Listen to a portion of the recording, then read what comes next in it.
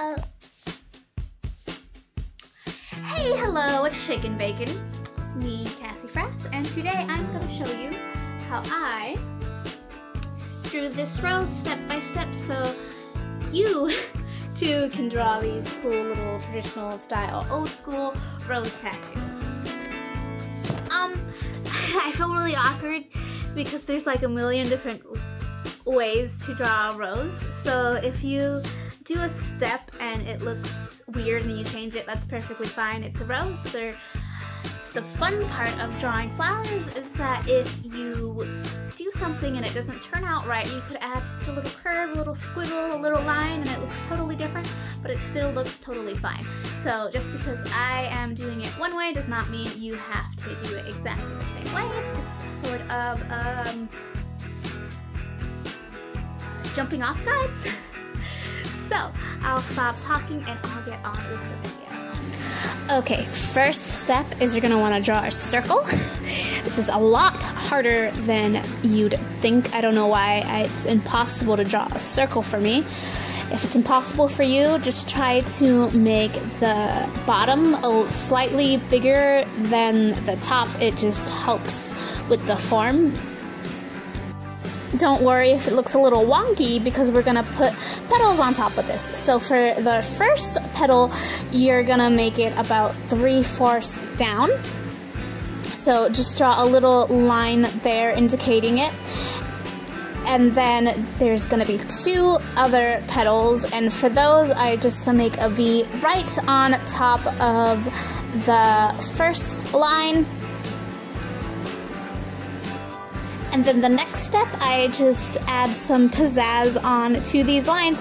So I like to give them some soft, gentle curves. It's okay if they don't look exactly the way I do it. Every rose is different, so every rose drawing is going to be different. And then when you add those curves underneath, you're gonna add more curves or squiggles and connect them on top. I like to flourish them out a bit to give them that little pizzazz.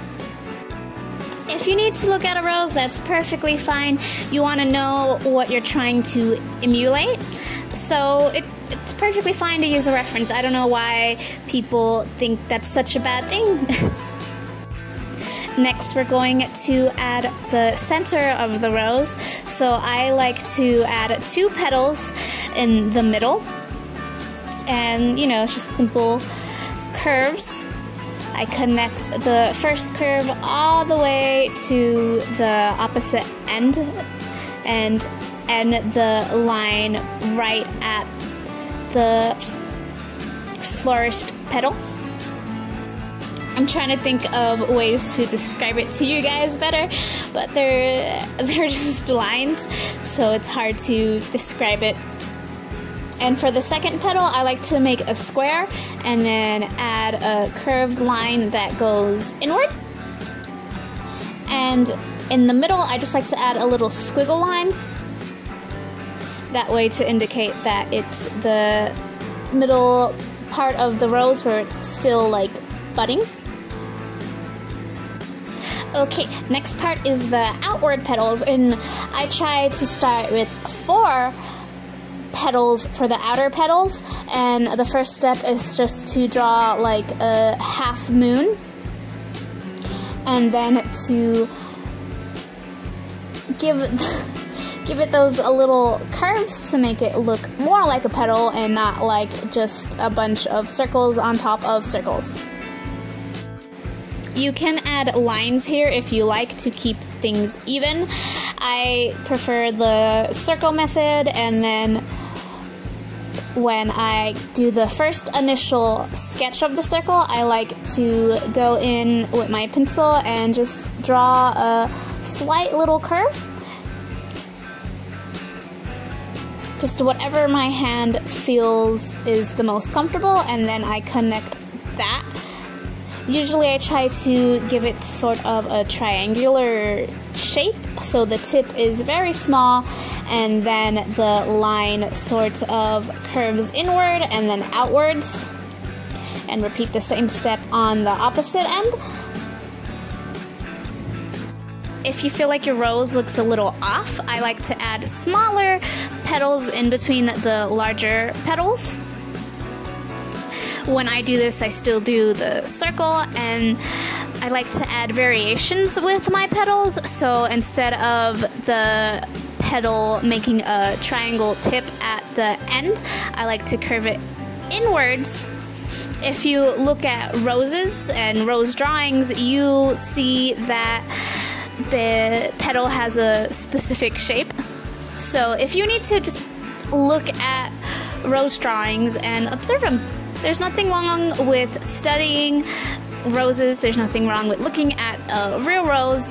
When you draw a cartoon rose, or a stylized rose, it actually helps you a lot, so you know exactly what a rose looks like and what you're trying to stylize. If you look at your drawing and you're like, that looks wonky, I want to change it, then do it. If you feel like what your imagination comes up with is better than just following the quote-unquote rules, then do it. Make it your own. Like right here, I'm adding some petals in because, leaves. I'm adding some leaves in because I feel like it adds a lot more. What's the word for it? I'm totally losing it. My train of thought. It adds more flourish, more pizzazz to the drawing. It makes it my own. Next step is to clean up the lines and erase a little, and then we go on to the inking. As you guys could see, I like to brush away my erasure savings with a brush. This way I don't get any oil or anything gunky onto my paper. The pen I'm using is a Micron Pigma PN. I like using it because it's thicker. I don't enjoy using thin pens to ink, especially if I'm inking a tattoo painting. I like using the Micron because it's waterproof. That's basically all you really need in a pen, I feel like, is it to be waterproof if you're using it with watercolors. And if it's for alcohol markers, then you want to make sure it's alcohol proof. So just find the pen that works for you. You don't have to use the pen that I use. I'm trying to think of cool inking tips for you guys, but I don't have a lot. I just say try to use your whole shoulder, your whole arm to make those gliding motions with your pen. That way they look more confident and bold. And then the next step is just to erase those foundation sketch lines and get your pretty little brush and wipe those shavings away. So for next week's video, I will show you guys how I do spit shading and how I actually color the rose. So I hope you guys enjoy this video. If you want to see more paintings of mine, follow me on Instagram. That's at Cassie.Frass on Instagram. And if you have any comments, let me know. Subscribe so you could see next week's video on how I do the watercolor part of this. See you later, graders. So if you guys like that video, give it a thumbs up. I will be showing you how I shade this, so make sure to subscribe. I really appreciate every view I get. I'll try to answer as many comments as I can. I know I can be really bad about comments, but I am trying to get better at that. I know I'm not the best at doing drawing tutorials, but I'm trying. Super excited to do the shading part because I feel like that's where I shine, is adding those big bright colors. So I'll see you later, gators.